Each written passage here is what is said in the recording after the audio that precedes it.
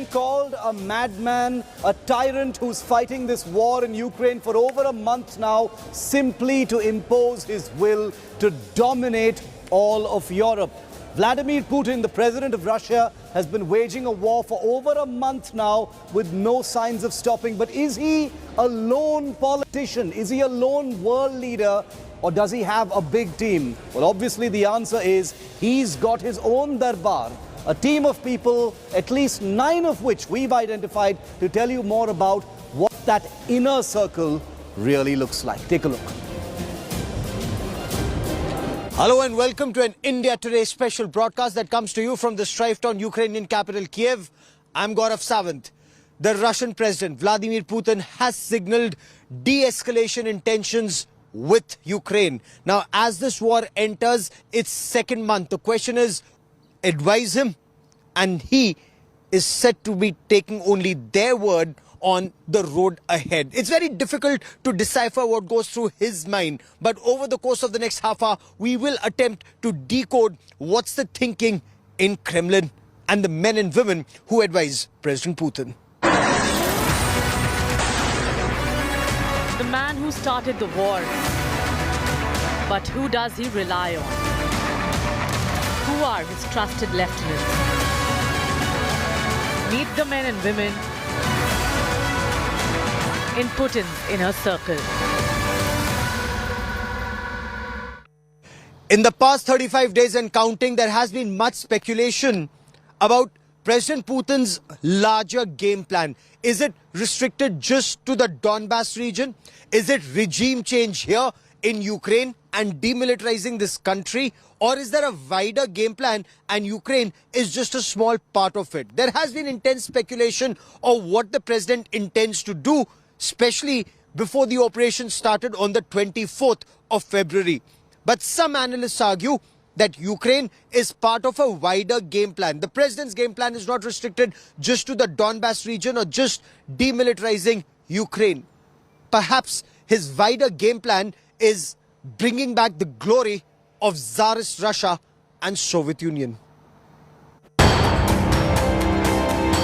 On June 30th, 2020, a 7-day national plebiscite ended in Russia. The Russian public were voting their intentions on 205 amendments to the Constitution of 1993. And the yes-no vote was a package deal. The voters either approved or rejected all the amendments. And the amendments concerned marriage laws, pension guarantees, a variety of other social benefits.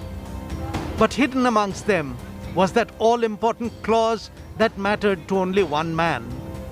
That clause was the one that extended Vladimir Putin's presidency till 2036, when he would be 84 years old. Vladimir Putin, essentially president for life of Russia, has often stated that he wants to restore Russia to its former glory.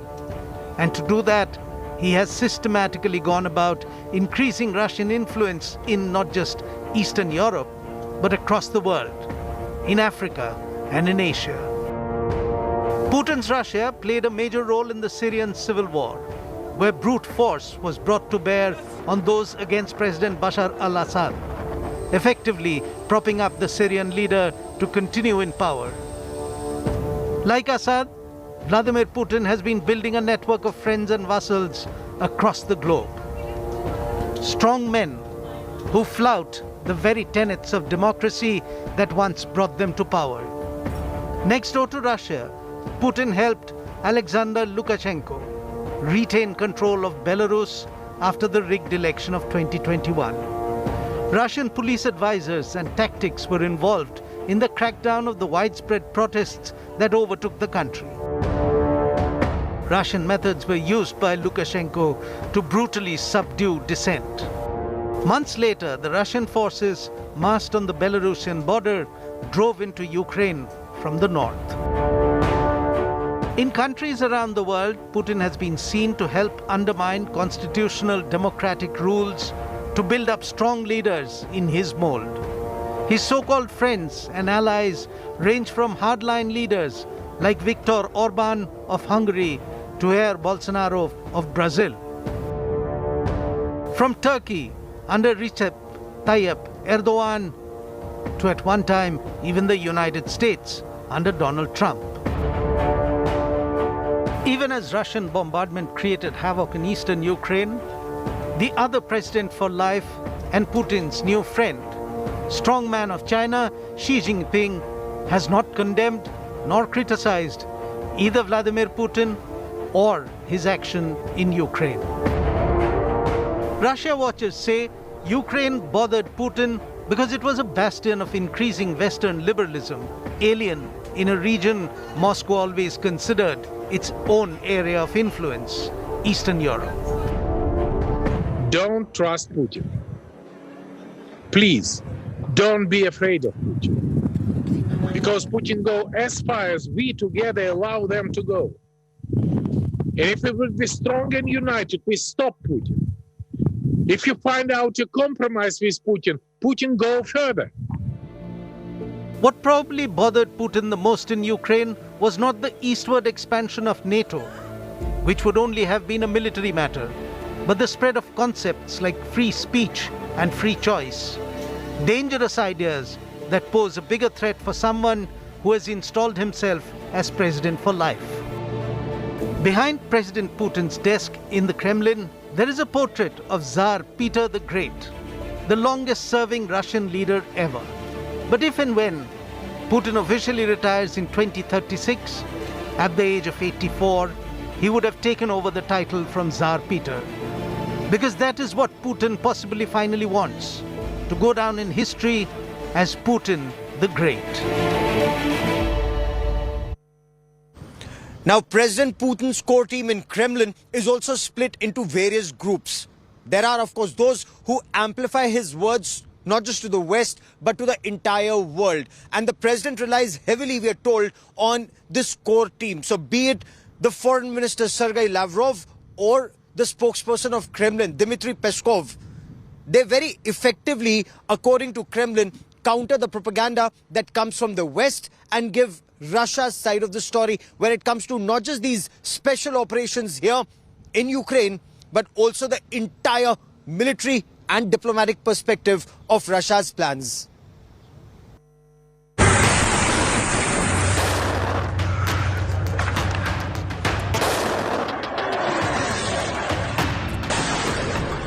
Losing war assets in Ukraine, bled by Western sanctions, fast turning a global pariah, and facing domestic fury.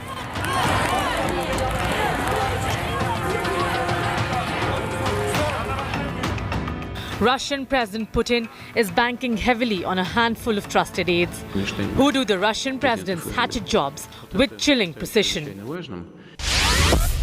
Meet Putin's nuclear lieutenants. Kremlin spokesperson Dmitry Peskov and Russian Foreign Minister Sergei Lavrov, who regularly ramp up the impact of Russian assault in the West. Dmitry is a press secretary to the Russian president and the main protagonist keeping the nuclear pot boiling in the global media space, belting out chilling threat of using nukes if there is existential threat to Russia. Peskov himself took a massive hit after the invasion as EU, US, Australia and UK froze his assets. When there is a threat for existence of the state in our country, we can use, and we will actually use, nuclear weapons to eliminate the threat for the existence of our country. Those laboratories are created. Foreign Minister Sergei Lavrov has seen a running diplomatic war with the West over invasion. At Putin's service since 2004, Lavrov has been accused of lying on Russian war to hide alleged war atrocities, railing against the West over its sanctions and even threatening NATO with direct war. Our Polish colleagues claimed ahead of the upcoming NATO summit that the peacekeepers must be sent there. I hope they understand what are they talking about. It will lead to the direct clash between the Russian and NATO armed forces that everyone has not only tried to avoid but said should not take place in principle. Ukraine is probably... Apart from sanctions on Lavrov himself, the West has also targeted his stepdaughter, Polina Kovaleva. Paulina, who has a multi-million-dollar property in Kensington in West London, has been sanctioned. Bureau Report, India Today. Now, some in the West have argued that President Putin is an autocrat and that he does not take any advice.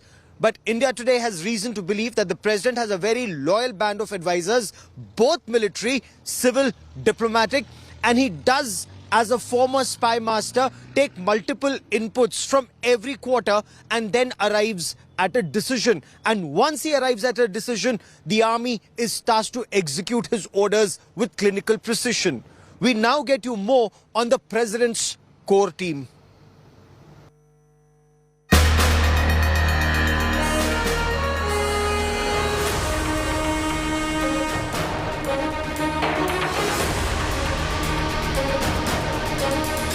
Russian President Vladimir Putin projects an image of a supreme leader, calling all the shots, unaffected by opinions.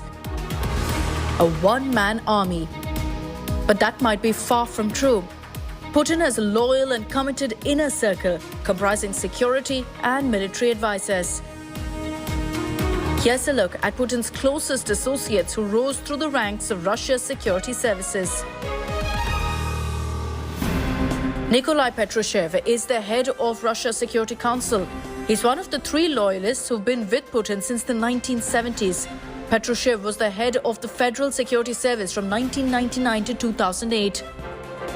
Sergei Lavrov has been Russia's foreign minister for the last 18 years and is Russia's senior-most diplomat. He's been Moscow's voice on the global stage. Recently, Lavrov tried to defend Russia's invasion of Ukraine at the UN Human Rights Council, while most other members walked out. Vladimir Medinsky is Russia's former culture minister and is currently Putin's aide. He's acting as the primary negotiator in the ongoing Ukrainian war. Yuri Kovalchuk, a Russian oligarch, is Putin's close confidant. The oligarchs have often been accused of routing Putin's money to the West through investments in real estate and more. Alexander Botnikov succeeded Nikolai Patrushev as the director of Russia's all-powerful Federal Security Service. Botnikov is believed to be responsible for the number of detentions and restrictions imposed on civil society last year. Sergei Naryshkin has been the director of Russia's Foreign Intelligence Service since 2016. Naryshkin is believed to be Putin's close confidant all through his career. Anton Venu is Putin's chief of staff, who's set to play an active role in decision-making in the ongoing conflict. He's been sanctioned by the European Union, among many others. Sergei Shoigu is Russian defense minister since 2012. It's said he accompanies Putin on hunting and fishing trips to Siberia. In the past, he was seen as a potential successor to Putin. Valery Gerasimov is the chief of staff of the Russian armed forces since 2012. He's played a major role in Putin's military campaigns and was spotted overseeing military drills in Belarus recently. Some say Gerasimov, who's viewed as an experienced military strategist, could have fallen out of favor after a slow start to the Ukraine invasion. These are Russian President Vladimir Putin's most trusted people. But how much does the Russian president actually listen to them? That's another question no one has answers to. Bureau Report, India Today.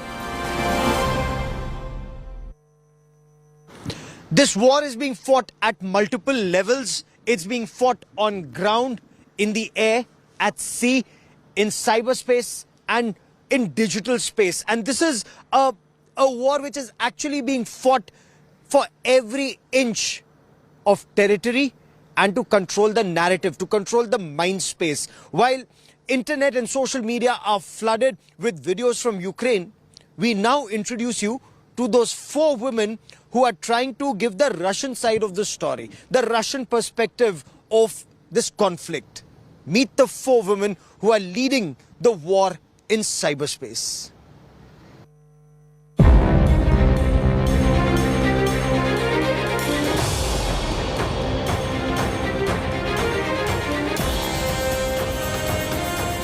The war in Ukraine is not being fought on the borders only. There is another war raging in the info space. While Ukraine has been successful in seeking and getting global sympathy, Russia's focus is on garnering domestic support for the war. Over 59% Russians support the invasion of Ukraine, according to surveys by various agencies in Russia. Proof that Vladimir Putin is winning the info war in his country. Russia's propaganda machinery is led by 4 women. Leading the charge is Maria Zakharova, the Director Information and Press Department at the Russian Foreign Ministry. Maria has helped sell the idea at home that the West has launched an information war against Russia. She has also accused the West of information terrorism. Next on the list of propaganda crusaders is Editor-in-Chief of Russia Today, Margarita Simonyan. Margarita is sanctioned by the European Union for promoting a positive attitude to the annexation of Crimea and the actions of Ukrainian separatists. Another key Russian figure in the info war is Maria Butina. In 2018, Butina was accused in the US of being a Russian spy. She was sentenced to 18 months in prison. 9 months later, she was extradited to Russia. Butina was elected as a member of the Duma, the lower house of Russia's Federal Assembly. The last on the list is Valentina Matvienko, a Russian senator and the Speaker of the Upper House. Born in western Ukraine, Matvienko has justified Russia's actions, saying that the invasion is the only way to end this brotherly war. While the West has imposed various sanctions to curb the spread of Russian propaganda, but the truth is, Russia doesn't have to sell the war globally to keep it going. It just has to sell it to its citizens. Right now, Russians seems to be buying Vladimir Putin's war. Bureau Report, India Today. Now, a key ally of the Russian president in this war on Ukraine is Chechen leader Ramzan Kadyrov. Now, this name strikes fear in various battlefields. And why? Ramzan Kadyrov was in Mariupol. You've seen the death and destruction caused in the street battles in Mariupol. Of course, there were a series of missile and rocket strikes and tank battles, but there were also pitched battles for control of every street. And that is where Ramzan Kadyrov and the Chechen fighters have played a key role. So who is Ramzan Kadyrov? Why are human rights activists up in arms? Ramzan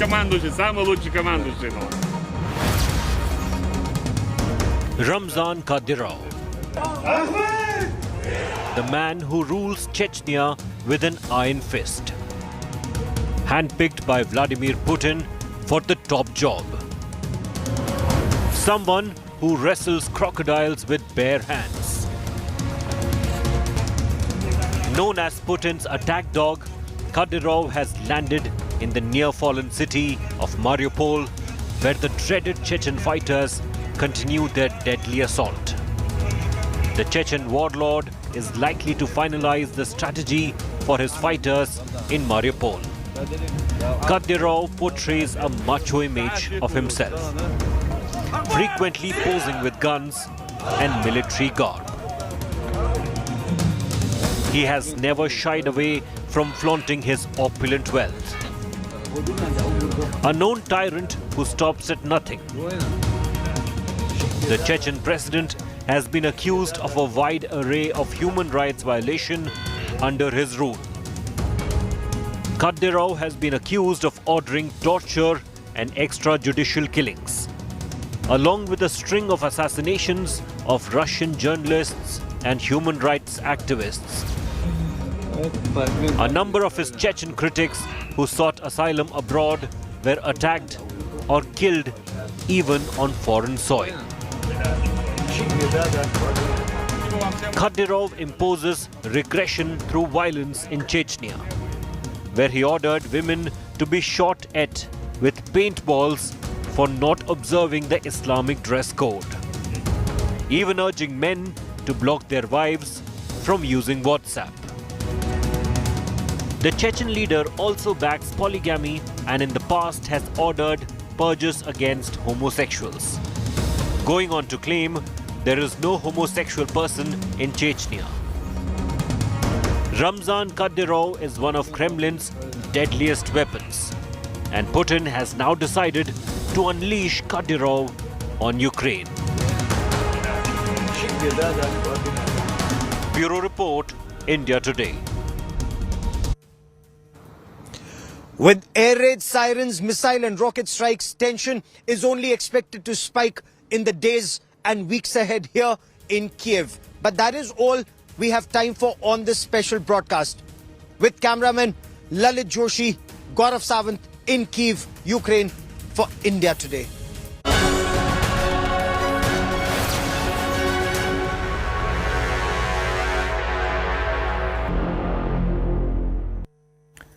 Ukraine is bracing for new attacks from Russia, with leader Zelensky warning of battles ahead. This even as friction reduced after headway in peace talks. Russia continues to build troops in the besieged city of Mariupol and in the Donbas region. All this in spite of Ukrainians continuing to suffer the biggest humanitarian crisis amid war. India Today's Foreign Affairs editor is on her way to Mariupol and brings us this update on her way to the city. We are on our way to Mariupol again because there's fresh development. Mariupol, most of Mariupol at a strategic level is under the control of Russian forces, but battle is ongoing at a tactical level. So we will have to go and see how things are panning out for the forces on both sides. But important over here is to note the announcement by the Foreign Ministry of Russia that they have agreed to a humanitarian corridor for civilians, not just on this side where we were reporting from, for civilians to come out of Mariupol into Donetsk, but also from Mariupol into Zaporizhia, which is on the other side. So we'll go and see and assess the situation on the ground. Things are difficult, life is difficult. Alex with me, Maurizio, an Italian journalist, also with us. We have Satya and we have Ruslan, who primarily will be driving us around. Right now, Alex is doing that for us. But Alex, in terms of the situation on the ground, humanitarian corridor, but even in Donetsk right now, because of the water plants that were hit by Russian forces, it seems like we're going to face a lot of water problems. The water plant was hit by Ukrainians, and they did it by their plan. They need to close water for the region here to make problems. That's their tactics, as we see. About humanitarian corridor, we're gonna see it maybe in Mariupol today. Do you have water in where you live?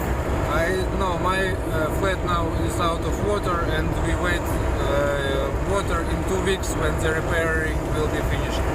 So we're not out of water in our hotel, but we're out of heating. So for people like us who come from India, it is cold. But the heating, like Alex says, was announced earlier because in this part of the world, they normally stop heating the places by April, by March, April. Middle of April. Mid-April, but this time they'd already announced because of the situation that they're going to stop heating a little earlier. That's in the first week of April, which is why most probably the heating is stopped. But if water plants are affected, all the heating, even if you have gas, all the heating happens with water in the homes, in hotels. And that's why if water plants are affected, even if they wanted to give us heating, they really cannot. So that's a problem that we're facing now.